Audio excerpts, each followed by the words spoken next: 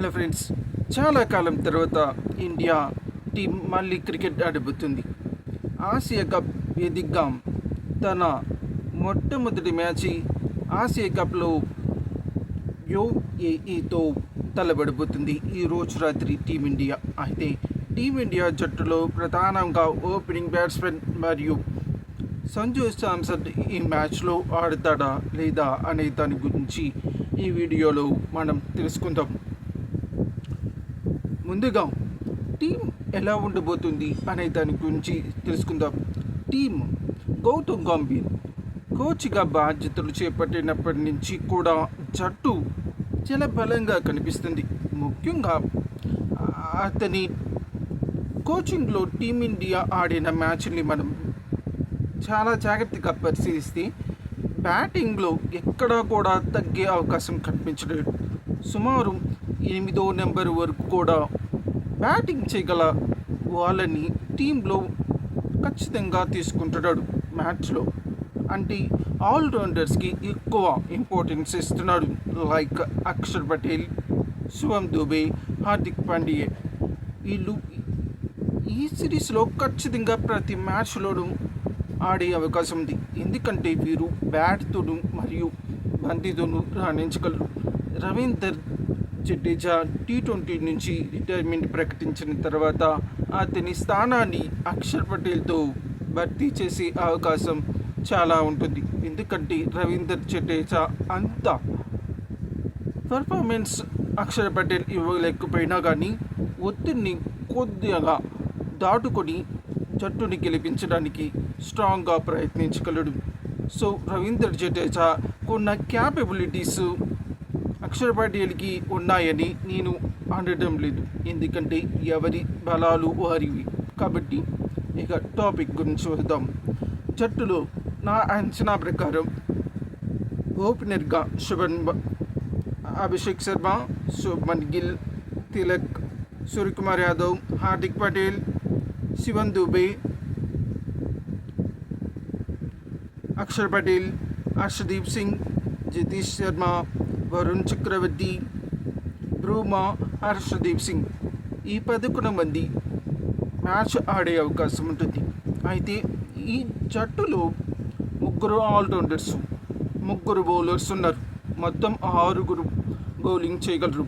20 ఓవర్ల మ్యాచ్లో ఒక్కొక్కరు 4 చొప్పున వేసినా కానీ మన వాళ్ళకి ఎక్కడ కూడా బౌలింగ్ ఇబ్బంది లేదు. ఇక స్పెషలిస్ట్ చేత బౌలింగ్ చేయించాలనుకుంటే ఫస్ట్లో అభిషేక్ శర్మ చేత 1-2 ఓవర్లు బౌలింగ్ చేయించవచ్చు. ఒకవేళ యూఏఏ స్పిన్కి పూర్తిగా అనుకూలంగా ఉంటాయి కాబట్టి ఆ పిచ్లు స్పిన్ బౌలింగ్ చేత చేయించే అవకాశాలు ఉంటాయి. ఇక బౌలింగ్ డిపార్ట్మెంట్లో ఎప్పట్లాగానే బ్రహ్మ మీద చాలా పెద్ద భారం ఉంది. ఈ రోజు జరగబోయే మ్యాచ్ బ్రూమా పర్ఫార్మెన్స్ ఎవరూ పట్టించుకోరు. కానీ పాకిస్తాన్ మీద జరిగే మ్యాచ్లో బ్రూమా పర్ఫార్మెన్స్ ఎలా ఉంటుంది అనేది చాలా కీలకం. అతని పర్ఫార్మెన్స్ తర్వాత జరగబోయే పాకిస్తాన్ మ్యాచ్లో అత్యంత కీలకమైనది. సో హర్షదీప్ సింగ్ తన పర్ఫార్మెన్స్ని అదే విధంగా కంటిన్యూ చేయాలి. ఈ మ్యాచ్ చాలా తక్కువ స్థాయి జట్టుతో అయినా కానీ హర్షదీప్ సింగ్ లేజీగా కేర్లెస్గా తీసుకుంటే అతనికి నెక్స్ట్లో చాలా ఇబ్బంది ఎదుర్కోవాల్సి వస్తుంది. ఎందుకంటే ఒకసారి ఇతని పాకిస్తాన్ మీద గెలిచే మ్యాచ్ ఓడిపోయేట్టు చేశాడు. కాబట్టి గౌతమ్ గంభీర్ దాన్ని దృష్టిలో పెట్టుకొని ఈరోజు రాత్రి అతను సరిగ్గా ఆడకపోతే పక్కన పెట్టి కొత్త వాళ్ళకి ఛాన్స్ ఇవ్వగలడు. ఇక కీపర్ మరియు బ్యాటింగ్ ఇది చాలా కాన్ఫ్లిక్ట్గా ఉంది. నిజానికి గౌతమ్ గంభీర్ కోచ్గా బాధ్యతలు చేపట్టే ముందు వరకు కూడా సంజు శాంసన్కి ఎక్కువ మద్దతు ఇస్తూ వచ్చాడు. అయితే ఎప్పుడైతే కోచ్గా బాధ్యతలు చేపట్టాడో అసలు సంజు శాంసన్ అనేవాడు ఒకడు ఉన్నాడు అన్న ఉద్దేశం కూడా గౌతమ్ గంభీర్కి లేనట్టుగా కనిపిస్తుంది. అలాగే సంజు శాంసన్కి ఉన్న బ్యాడ్ లక్ ఏమిటంటే అతనికి గాయాలవడం, జట్టు నుంచి బయటికి వెళ్ళిపోవడం, IPL నుంచి త్వరగా బయౌట్ అయిపోవడం, రాజస్థాన్ రాయల్స్ మరియు చెన్నై సూపర్ కింగ్స్ మధ్య లాబీలో ఇరుక్కోవడం, ఇవన్నీ కూడా అతనికి నెగిటివ్గా మారాయి. మొత్తానికి ఏమైనా సరే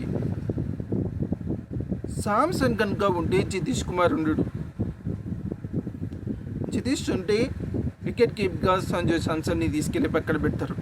నిన్న జరిగిన మీడియా మీటింగ్లో సూర్యకుమార్ యాదవ్ చేసిన వ్యాఖ్యల్ని పరిశీలిస్తే ఖచ్చితంగా అతడు ఆడతాడా లేదా అనే దాని గురించి వాళ్ళు ముందులుగానే డిసైడ్ అయిపోయారు, ఎవరిని జట్టులో ఆడించాలి అనే దాని గురించి. సో టీమిండియా చాలా పక్కడబందీగా ముందుగానే వెళ్ళిపోయింది సంజు శాంసన్ని పక్కన పెట్టాలి అని. కాబట్టి సంజు శాంసన్ యొక్క ఇంటర్నేషనల్ కెరియర్ త్వరలో ముగిసిపోతుందేమో అనిపిస్తుంది. ఎందుకంటే యువ కీపర్స్ ధ్రువ్ జురేలి మరియు జితేష్ శర్మ చాలా అద్భుతంగా ఆడుతున్నారు. ముఖ్యంగా జితేష్ శర్మలో ఉన్న మెచ్యూరిటీ ఆర్సీబీ ట్రోఫీ గెలవడానికి చాలా కీలకంగా మారింది. సో ఆ మెచ్యూరిటీ సంజు శాంసన్లో ఉండదు. కాబట్టి మెచ్యూరిటీని కనుక పరిగణనలోకి తీసుకుంటే సంజు శాంసన్ గౌతమ్ గంభీర్ ఏమాత్రం ఆలోచించకుండా పక్కన పెడతాడు. ఇక ధ్రువ్ జురేలి అతను టెస్టుల్లో బాగా అడగడు. సో T20లో అతన్ని అందుకే ఛాన్స్ ఇవ్వలేదు. ఓకే, ఫైనల్గా ఒకసారి చూద్దాం టీం ఎలా ఉండిపోతుందో.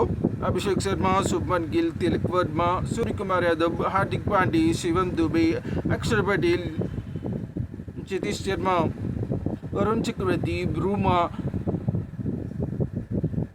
హర్షదీప్ సింగ్, మొత్తం ఈ 11 మంది రేపు ఈ రోజు రాత్రి జరగబోయే మ్యాచ్లో ఖచ్చితంగా ఆడతారు. ఏదైనా 1-2 మార్పులు జరిగితే జరగవచ్చు, కానీ దాదాపు ఇదే టీం ఉంటుంది.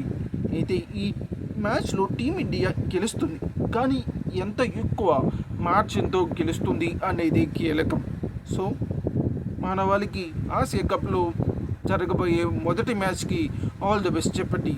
ఈ వీడియో కనుక మీకు నచ్చితే మరొక వీడియోలో కలుద్దాం. ఛానల్ని సబ్స్క్రైబ్ చేయడం, లైక్ చేయడం మాత్రం మర్చిపోవద్దు. ఏమైనా మిస్టేక్స్ ఉంటే చెప్పండి, సరి చేసుకోవడానికి ప్రయత్నిస్తాను.